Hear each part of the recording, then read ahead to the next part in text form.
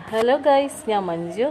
ഞാൻ ഇന്ന് വന്നിരിക്കുന്നത് ഇപ്പോൾ സോഷ്യൽ മീഡിയയിലൊക്കെ ഫുള്ള് കാണുന്ന ഒരു സബ്ജക്റ്റാണ് നമ്മുടെ രേണുസുധിയെക്കുറിച്ച്.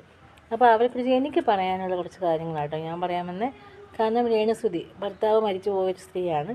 അപ്പോൾ അവരുടെ ഇപ്പോൾ കുറച്ച് റീൽസും കുറച്ച് ചെറിയ ചെറിയ ഷോർട്ട് ഫിലിംസും അതുപോലെ ആൽബംസും അങ്ങനെ ഒരുപാട് കുറച്ച് കാര്യങ്ങൾ അവർ അത്യാവശ്യം നല്ല വൈറലായ ഒരു ആളാണ്. അപ്പോൾ പുള്ളിക്കാരിയെക്കുറിച്ച് ഈ ഇടയ്ക്ക് ഒരാളെ വിളിച്ച് ഫോൺ ചെയ്ത് പറയുന്ന കാര്യമാണ്, ഫേസ്ബുക്ക് തുറന്ന് അല്ലെങ്കിൽ യൂട്യൂബ് തുറന്നു കഴിഞ്ഞാൽ ഞങ്ങൾ നെറ്റ് റീചാർജ് ചെയ്തിട്ട് ഞങ്ങളത് ചെയ്യുമ്പോൾ തുറക്കുമ്പോൾ ഈ രേണുസുധി എന്നുള്ള സ്ത്രീയുടെ വീഡിയോസാണ്. അത് ഭർത്താവ് മരിച്ചു പോയൊരു സ്ത്രീയാണ്. അവർക്ക് ഇങ്ങനെ, അതായത് അവർക്ക് അതിങ്ങനെ വീഡിയോ ചെയ്യേണ്ട ആവശ്യമുണ്ടോ, അവർക്ക് തൊഴിലുറപ്പിന് പോയാൽ പോരെ എന്ന രീതിയിലുള്ള സംസാരം അവരും പോലീസ് സ്റ്റേഷനിൽ ഇവർ സംസാരിക്കുവാണ്. അതുപോലെ തന്നെ പലരും വളരെ മോശം, ഈ പണിക്ക് പോകാണ്ട് തൊഴിലുറപ്പിന് പോക്കൂടെ അല്ലെങ്കിൽ വേറെ എന്തെങ്കിലും ജോലിക്ക് പോക്കൂടെ എന്ന രീതിയിൽ സംസാരിക്കുവാണ്. അവളൊരു എന്താണ്, ഭർത്താവ് മരിച്ചു പോയ സ്ത്രീയാണ്, സത്യമാണ്. ഭർത്താവ് മരിച്ചു പോയി എന്ന് വെച്ചിട്ട് ഇപ്പോഴും റൂമിനകത്ത് കയറി വെള്ള സാരി ഉടുത്ത് കരയണോ?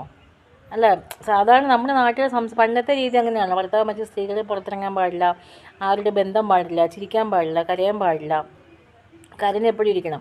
അപ്പോൾ അതേ അവസ്ഥയാണ് ഇപ്പോഴും എന്ന് ചിന്തിക്കുന്ന കുറച്ച് ആൾക്കാരുണ്ട്.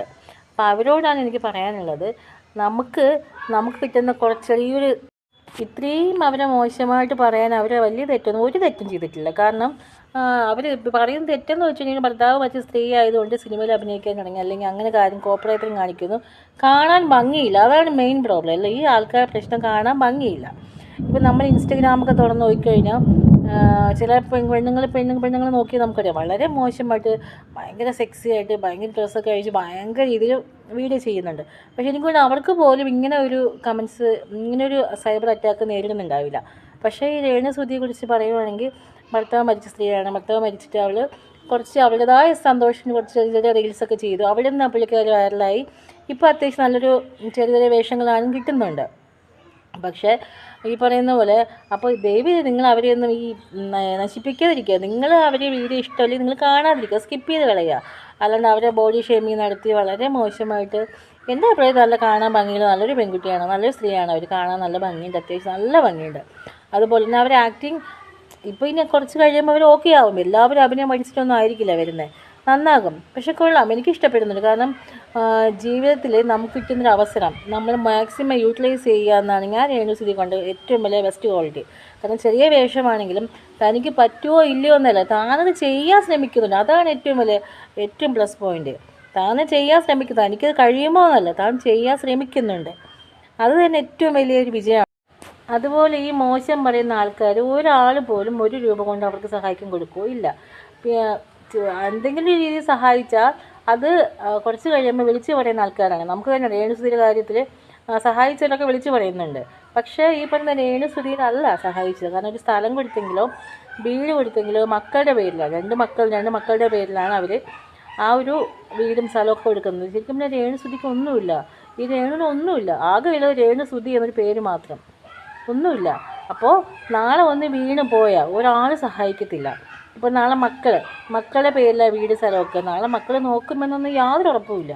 നാളെ മക്കളുടെ ലൈഫൊക്കെ ആകുമ്പോൾ നോക്കുമോ ഇല്ലയോ എന്നൊക്കെ ഈ ഒരു കാലഘട്ടത്തിൽ നമുക്ക് ആരെയും പ്രതീക്ഷിച്ചൊരു കാര്യമില്ല. നമുക്ക് ആരോഗ്യമുള്ള കാലം നമ്മുടെ കയ്യിൽ എന്തെങ്കിലും ഉണ്ടോ അത് മാത്രമേ നമുക്ക് ഉണ്ടാകത്തുള്ളൂ. അല്ല നമ്മളെ മക്കളെ നോക്കും അല്ലെങ്കിൽ അവർ സഹായിക്കുമെന്നൊന്നുമില്ല. അപ്പോൾ എൻ്റെ അഭിപ്രായത്തിൽ രേണുസുധി ഈ ഒരു ആഗ്രഹം, അതായത് അവർക്ക് ആരോഗ്യം ആയുസ്സും ഉള്ള കാലത്ത് സമ്പാദിക്കുക, മാക്സിമം സമ്പാദിച്ച് സേവ് ചെയ്ത് വെക്കുക. അവളുടെ കാര്യം സ്വന്തമായിട്ട് വീട് പോലില്ലാത്ത ആളാണ് അവൾ. ആ രേണുവിന് വീടില്ല, 2 മക്കളുടെ പേരിലാണ്. സ്വന്തമായിട്ട് വീടും വെച്ച് കുറച്ച് അത്യാവശ്യം സാമ്പത്തിക ബുദ്ധിമുട്ട്. കാരണം നമുക്ക് നമ്മുടെ ആരോഗ്യം നശിക്കുന്നവരെ ഈ പറയുന്ന എന്താ പറയുക, ആരോഗ്യമുള്ള കാലത്ത് എല്ലാവരും ഉണ്ട്. ഈ നെഗറ്റീവ് പറയുന്ന ആളും നാളെ രേണുസുധി വീണാൽ പറയും അവൾ ചെയ്തതിൻ്റെ അങ്ങനെയാണെന്ന് പറഞ്ഞു ₹1 നീ സഹായിച്ചു, നീ മക്കൾക്ക് ഭക്ഷണം മേടിച്ച് കൊടുക്കുക എന്ന് പറഞ്ഞ ഒരാൾ സഹായിക്കത്തില്ല. എന്തൊക്കെ പ്രശ്നം വന്നാലും ആരൊക്കെ എന്നെ എന്ത് പറഞ്ഞാലും ഞാൻ മുന്നോട്ട് പോകുമെന്നുള്ള ആത്മവിശ്വാസം ഉണ്ടല്ലോ, അതാണ് രേണുസുധിയുടെ വിജയം. നിങ്ങൾ ഉറപ്പായിട്ടും വിജയിക്കും, ഉറപ്പാണ്. കാരണം നിങ്ങൾ എന്തൊക്കെ പറഞ്ഞു, ഇന്ന് നിങ്ങൾ നെഗറ്റീവായിട്ടും നിങ്ങളെ മോശം പറഞ്ഞു, നാളെ നിങ്ങളെ വാഴ്ത്തിപ്പാടുന്നൊരു സമയം ഉണ്ടാകും, ഉറപ്പാണ്.